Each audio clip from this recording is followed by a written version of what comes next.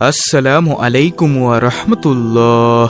বিপদ যত বড়ই হোক এবং যত বড় দুশ্চিন্তাই থাকুক না কেন, আজকের এই ভিডিওতে বলা দোয়াগুলো পাঠ করলে সকল বিপদ আপদ আল্লাহ রাব্বুল আলামিন দূর করে দিবেন। কারণ বিপদ দূর করার মালিক একমাত্র আল্লাহ তাআলা। তাই আজকের ভিডিওতে আপনাদেরকে জানাবো যাবতীয় বিপদ আপদ বালা মুসিবত থেকে বাঁচার জন্য রাসূল সাল্লাল্লাহু আলাইহি ওয়াসাল্লামের দেওয়া 5টি দোয়ার আমল সম্পর্কে। তাই ধৈর্য ধরে ভিডিওটি শেষ পর্যন্ত দেখার জন্য অনুরোধ রইল। দর্শক, যাবতীয় বিপদ আপদ বালা মুসিবত থেকে দেশ, জাতি ও বিশ্ববাসীকে রক্ষা করার জন্য আল্লাহর রাসূল সাল্লাল্লাহু আলাইহি ওয়াসাল্লামের শিখানো বিশেষ কিছু দোয়া পড়ে আমাদেরকে আমল করতে হবে। নফল ইবাদত ও দোয়ার মধ্যে রত থেকে আমাদেরকে রাতগুলো অতিবাহিত করা উচিত। কেননা দুনিয়াতে কল্যাণ ও উপকার যেমন আল্লাহর পক্ষ থেকে আসে, তেমনি ভাবে বিপদ আপদ দুঃখ কষ্ট আল্লাহর পক্ষ থেকেই আসে। যদি আমরা রাসূলের শিখানো পদ্ধতি অনুযায়ী দোয়া পাঠ করে আমল করতে পারি, তাহলে আল্লাহ তাআলা আমাদের সকল বিপদ আপদ দুঃখ কষ্ট দুশ্চিন্তা দূর করে দিবেন ইনশাআল্লাহ, কোনো সন্দেহ নেই। আল্লাহ রাব্বুল আলামিন বলেন, আর যে কেউ আল্লাহকে ভয় করবে, আল্লাহ তাআলা তার সমস্ত সমস্যা থেকে উত্তরণের পথ বের করে দিবেন। তার সমস্ত দুশ্চিন্তা আল্লাহ তাআলা দূর করে দিবেন এবং আল্লাহ তাআলা তার জন্য এমন স্থান থেকে রিজিকের ব্যবস্থা করে দিবেন যা সে কল্পনাও করতে পারবে না। সুবহানাল্লাহ। আর যে ব্যক্তি আল্লাহর উপর ভরসা করবে, তার জন্য তিনিই যথেষ্ট হবেন। নিশ্চয়ই আল্লাহ তাআলা তার সমস্ত ইচ্ছা পূরণ করবেনই। সুবহানাল্লাহ, আল্লাহু আকবার। সূরা আত-তালাক আয়াত নম্বর 2 থেকে 3।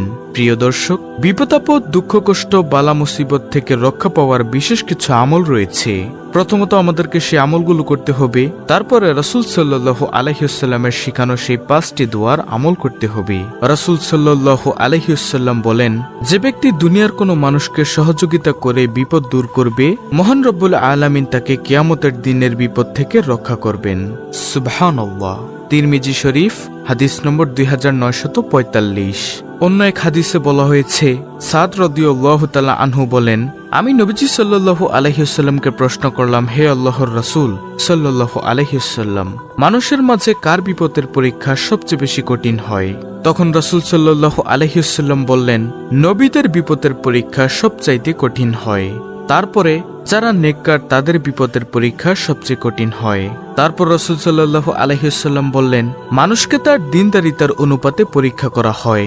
অর্থাৎ তুলনামূলকভাবে যে ব্যক্তি বেশি ধার্মিক, তার পরীক্ষা তত কঠিন হয়ে থাকে। যেমন আইয়ুব আলাইহিসসালাম, ইব্রাহিম আলাইহিসসালাম, তারা ধর্মের ক্ষেত্রে অনেক বেশি অনুসারী ছিল, তাই তাদের পরীক্ষাও অনেক কঠিনভাবে করা হয়েছিল।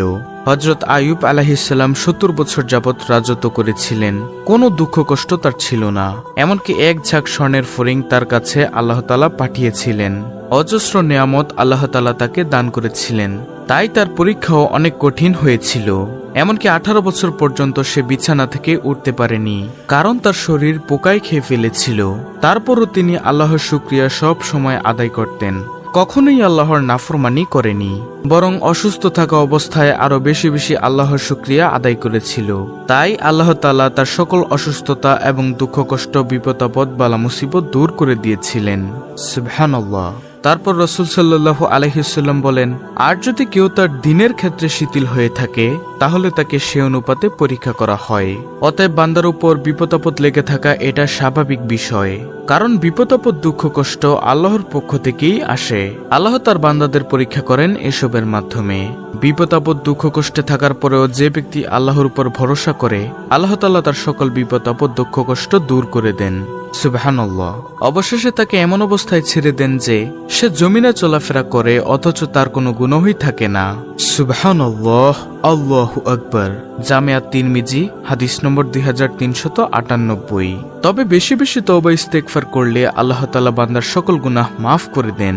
যে ব্যক্তি তওবা করে ঈমান আনে এবং সৎকর্ম করে, আল্লাহ তাআলা তাদের গুনাহসমূহ নেকি দ্বারা পরিবর্তন করে দেন। সুবহানাল্লাহ। সূরা আল ফুরকান আয়াত নম্বর 70। দর্শক, বিপদ আপদ বালা মুসিবত দুশ্চিন্তা এবং সমস্ত পেরেশানি থেকে মুক্তি পাওয়ার বিশেষ একটি আমল হচ্ছে বেশি বেশি তওবা ইস্তেগফার পাঠ করা। ইবনে আব্বাস রাদিয়াল্লাহু তাআলা আনহু থেকে বর্ণিত, তিনি বলেন, রাসূল সাল্লাল্লাহু আলাইহি ওয়াসাল্লাম বলেছেন, যে ব্যক্তি বেশি বেশি তওবা ইস্তেগফার পাঠ করবে, আল্লাহ তাআলা তার সমস্ত সমস্যা থেকে উত্তরণের পথ বের করে দিবেন এবং তার সমস্ত বিপদ আপদ দুশ্চিন্তা দূর করে দিবেন এবং আল্লাহ পাক রব্বুল রব্বুল আলামিন এমন জায়গা থেকে তার রিজিকের ব্যবস্থা করে দিবেন যে যা সে কল্পনাও করতে পারবে না। অর্থাৎ অকল্পনীয় উৎস থেকে গায়বীভাবে আল্লাহ তাআলা তার রিজিকের ব্যবস্থা করে দিবেন। সুবহানাল্লাহ, আল্লাহু আকবার। সুনানে আবু দাউদ হাদিস নম্বর 1518। সুপ্রিয় ইসলামের আলোর দর্শক মণ্ডলী, এতক্ষণ আপনি জানলেন বিপদ আপদ থেকে বাঁচার জন্য কিছু নিয়ম নীতি আমল সম্পর্কে। এখন আমি আপনাদেরকে জানাবো বিপদ আপদ বালা মুসিবত থেকে বাঁচার জন্য রাসূল সাল্লাল্লাহু আলাইহি ওয়াসাল্লামের দেওয়া সেই 5টি দোয়া সম্পর্কে। আল্লাহর রাসূল সাল্লাল্লাহু আলাইহি ওয়াসাল্লাম যখনই কোনো কঠিন সমস্যা বা বিপদের সম্মুখীন হতেন তখনই তিনি আল্লাহর কাছে একান্তভাবে এই দোয়াগুলো পাঠ করে প্রার্থনা করতেন। দোয়াগুলো সংগ্রহ করা হলো ইসলামিক আমল ইউটিউব চ্যানেল থেকে। সর্বপ্রথম দোয়াটি হলো আউযু বিকালিমাতিল্লাহি তাম্মাতি মিন গাদাবিহি ওয়া ইকাবিহি ওয়া শাররি ইবাদিহি ওয়া মিন হামাযাতিশ শায়াতিন ওয়া আন ইয়াহদুরুন। দোয়াটির অর্থ হলো, আমি আল্লাহ তাআলার পরিপূর্ণ বাক্যের মাধ্যমে তার ক্রোধ ও আযাব থেকে, তার বান্দার শত্রুতা থেকে এবং শয়তানের প্ররোচনা থেকে সুরক্ষার জন্য আল্লাহ তাআলার আশ্রয় প্রার্থনা করছি যেন তারা আমার কাছেই আসতে না পারে।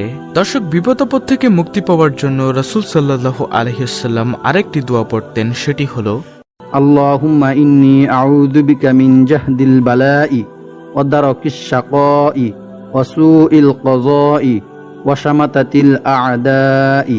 দোয়াটির অর্থ হলো, হে আল্লাহ, আমি তোমার আশ্রয় প্রার্থনা করছি বিপদ আপদের দুর্বিষহ অসুবিধা থেকে, দুর্ভাগ্যের করাল গ্রাস থেকে, ভ্রান্ত সিদ্ধান্ত থেকে। বিপদ আপদ থেকে বাঁচার জন্য রাসূল সাল্লাল্লাহু আলাইহি ওয়াসাল্লাম সকাল সন্ধ্যায় আরেকটি দোয়া পড়তেন, সেটি হলো ইয়া হাইয়্যু ইয়া কাইয়্যুম বিরহমাতিকা ইয়া আস্তাগীস আসলিহ লি শানি কুল্লুহু ওয়া লা তাকিলনি ইলা নাফসি তরফাতা আইনি। অর্থ, হে চিরঞ্জীব, হে সৃষ্টিকুলের নিয়ন্ত্রক, আপনার রহমতের দোহাই দিয়ে আপনার কাছে সাহায্য প্রার্থনা করছি। আপনি আমার সকল বিষয় শুদ্ধ করে দিন, এক মুহূর্তের জন্য আপনি আমাকে আমার উপর ছেড়ে দিয়েন না। রাসূলুল্লাহ সাল্লাল্লাহু আলাইহি ওয়াসাল্লাম যখন দেখতেন কোনো মানুষ বিপদে বা সমস্যায় পড়েছেন তখন তিনি তাদের বিপদ আপদ থেকে মুক্তির জন্য দোয়া করতেন। হযরত ওমর রাদিয়াল্লাহু তাআলা আনহু বর্ণনা করেন, রাসূলুল্লাহ সাল্লাল্লাহু আলাইহি ওয়াসাল্লাম বলেছেন, কেউ বিপদগ্রস্ত লোক দেখলে এ দোয়া পড়বে। দোয়াটি হলো আলহামদুলিল্লাহিল্লাযী আফানি মিম্মা ইবতালাকা বিহি ওয়া ফাদ্দালানি আলা কাসীরিন মিম্মান খলাকা তাফদীলা। সব প্রশংসা আল্লাহর জন্য, যিনি তোমাকে বিপদাক্রান্ত করেছেন, তা থেকে আমাকে নিরাপদ রেখেছেন এবং আমাকে তিনি তার সৃষ্টি থেকে সৃষ্টির উপর শ্রেষ্ঠত্ব দান করেছেন। তিরমিজি। এছাড়া রাসূল সাল্লাল্লাহু আলাইহি ওয়াসাল্লাম বিভিন্ন ধরনের আযাব থেকে রক্ষার জন্য এ দোয়াও পড়তেন। দোয়াটি হলো আল্লাহুম্মা লা তাকতুলনা বিগদাবিকা ওয়া লা তুহলিকনা বিআযাবিকা ওয়া আফিনা ক্বাবলা যালিকা। অর্থ, হে আল্লাহ, তুমি আমাদেরকে তোমার ক্রোধ দ্বারা হত্যা করো না আর তোমার আযাব দিয়ে ধ্বংস করো না, বরং এর পূর্বে তুমি আমাদেরকে ক্ষমা করো। যে ব্যক্তি এই দুয়ার 5টি আমল করবে, আল্লাহ পাক রব্বুল আলামিন তার জীবনের সকল বিপদ আপদ বালা মুসিবত দুশ্চিন্তা এবং অভাব অনটন দূর করে দিবেন ইনশাআল্লাহ। এই 5টি দোয়া স্ক্রিনের মধ্যে বাংলা উচ্চারণ সহ দেওয়া আছে, আপনারা সেখান থেকে স্ক্রিনশট নিয়ে মুখস্থ করে নেবেন ইনশাআল্লাহ। তো প্রিয় দর্শক, এই ছিল আমাদের আজকের ভিডিও, অত্যন্ত গুরুত্বপূর্ণ একটি ভিডিও। ভিডিওটি ভালো লাগলে অবশ্যই চ্যানেলটিকে সাবস্ক্রাইব করে বেল বাটন অল বাজিয়ে দিবেন, ভিডিওটিতে একটি লাইক দিবেন এবং কমেন্টে আমিন লিখবেন এবং অন্য মুসলিম ভাই বোনদের কাছে ভিডিওটি শেয়ার করে দিবেন যেন তারাও দেখে শিখে আমলটি করতে পারে। আল্লাহ রাব্বুল আলামিন আমাদের সকলের বিপদ আপদ বালা মুসিবত দূর করে দিন, আমিন।